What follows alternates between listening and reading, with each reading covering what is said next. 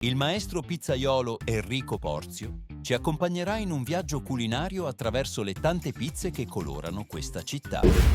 In questa puntata i protagonisti Pizza Fritta e Diego Armando Maradona. Il nostro Enrico incontrerà 3 amici. Sono Amedeo Palumbo e dal 2020 racconto ai miei 100.000 follower gli usi, i costumi e la tradizione di Napoli. Sono Valerio La Rosa, ho 48 anni e da piccolo volevo fare il fruttivendolo. Sono Franco Massimo, attenzione, Franco è nome e Massimo è il cognome. Che gli presenteranno 3 tra i migliori pizzaioli di questo stile.